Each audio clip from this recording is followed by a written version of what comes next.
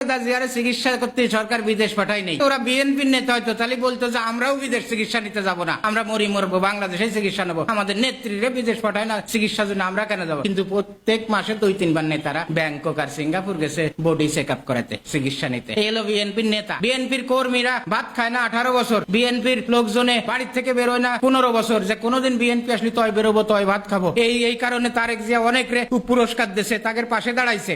একটা নেতা বলিছে যে খালেদা জিয়ারে বিদেশ নিচ্ছে না, আমিও বিদেশ যাই চিকিৎসা নেবো না। খালেদা জিয়ারে মুক্তি দিচ্ছে না সে জেলে, আমি ভাত খাবো না যতদিন উনি জামিন না পায়। এইটা দেখাইছে কোন নেতা? বাংলাদেশে ধরেন 10,000 বড় নেতা আছে, 10,000-এর একজন দেখাইছে। এইটা দেখাইছে একজন ভ্যান চালক, এইটা দেখাইছে একজন ইজি বাইক চালক, এইটা দেখাইছে গ্রামের একজন দরিদ্র কৃষক বর্গা চাষ করে সে, যে আমি 15 বছর ভাত খাবো না যদি বিএনপি ক্ষমতায় না আসে। তারেক জিয়া বলতে পারে না আমার কর্মীরা ভোটার রায় করে, তোমরা তো এ করে দেখাইলে না কোন নেতা যে আমার মার দল করো, তোমরা আমার মার দল করে একজন পঞ্চগড়ের একজন কৃষক সে জীবন দিয়ে দিচ্ছে, আর তোমরা নেতারা এসির ভিতর বসে নেতাগিরি মারাও। কারণ বিএনপির সবচেয়ে বড় দোষ কোনটা শুনবেন? বিএনপি দলটাই চালায় আওয়ামী লীগ। ক্ষমতায় থেকে 15 বছর আওয়ামী লীগই বিএনপি চালাইছে, এখনো তাই। কিভাবে? কোকো মারা গেল না? শেখ হাসিনার বড় একটা গ্রুপ ছিল বিএনপিতে, তারা হলো দিনে বিএনপি করতো, রাত্রি আওয়ামী লীগ করতো। রাত্রি মন্ত্রী এমপির বাসা বসে টাকা পয়সা বাগযোগ করতো, ঘুষ নিয়ে আসতো, বেতন নিয়ে আসতো, আর দিনই করতো আমি বিএনপি করি সব নেতারা। তো ওই কোকো মারা গেল, হাসিনা কয়ে দিল যে আমি একটা নাটক করতে যাব। নাটক কি?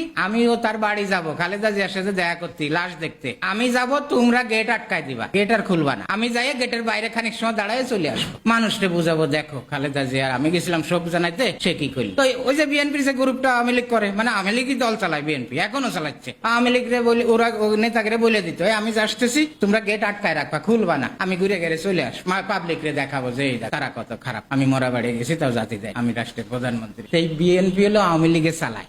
যতকাল বিএনপি আওয়ামী লীগে চালাবে, আওয়ামী লীগের তো মুক্ত হতে না পারবে এই দল। সেদিনও মিটিং এ, প্রেস ক্লাবের মিটিং এ আব্দুল আল মিন্টু বলে যে আওয়ামী লীগের সাথে আমাদের কোনো বিরোধ নেই। আরে তোর তো বিরোধ নাই, তুই ঘুষ খাইছিস আর সুন্দর করে তোর বড় ব্যবসা আছে, ব্যবসা চালাইছিস, কোনো সমস্যা নাই, পালুর মতো। আরে গ্রামের একটা মানুষে 50টা মামলার আসামি দিনের পর দিন জেল কাটতেছে, পাশা চলে যাচ্ছে রিমান্ড কাটতে কাটতে, তোর তো বিরোধ নাই। সত্যি কথা তো, তুই তো আওয়ামী লীগের দোষর। সে বড় নেতা বিএনপির ভাইস চেয়ারম্যান আব্দুল আল মিন্টু। তা এই বিএনপি চালাই আওয়ামী লীগ, তো এদের ভালো হবে কিভাবে? আজকে বিএনপির সমস্ত গ্রামগঞ্জের ভোটার সমর্থক কর্মীদের কাছে শোনেন যে 31 দফা কি, তারা বলবে নাকি দফা 1 দাবি 1 শেখ হাসিনার পদত্যাগে তো নাহিদ ভাই কইছিল, 31 দফা কি তা তো আমরা জানি না। এদের অবস্থা লই।